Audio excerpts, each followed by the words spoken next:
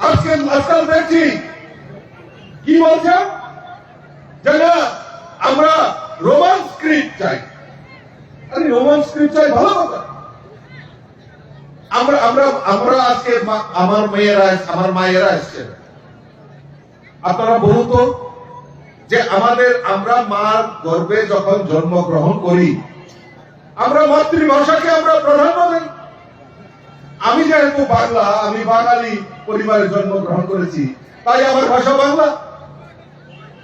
আপনারা জনজাতীয় অংশে আপনারা জন্মগ্রহণ করেছেন, আপনাদের ভাষা কম বড়।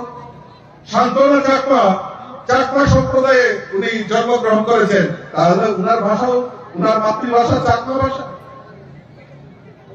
আমাদের ভাষা আলাদা আলাদা হতে পারে, আমাদের মাতৃভাষা আলাদা আলাদা হতে পারে, কিন্তু যখন স্ক্রিপ্ট লেখা হবে তাহলে কেন আমি বহিরাগত বিদেশ থেকে আমদানিকৃত আমি কেন স্ক্রিপ্টে ব্যবহার করব? আমি মাতৃভূমিকে ভালোবাসি, আমি মাতৃভূমিতে জন্মগ্রহণ করছি, আমার অধিকার রয়েছে মাতৃভাষা নিয়ে আন্দোলন করা, কিন্তু এই মাতৃভাষার মধ্যে আমি বিদেশি স্ক্রিপ্ট কেন আমি ইম্পোজ করব? এটার জন্য আন্দোলন, এটার জন্য খালসার আন্দোলন। আমরা এই আন্দোলন চাই না, আমরা এই আন্দোলনে বিশ্বাস করি না।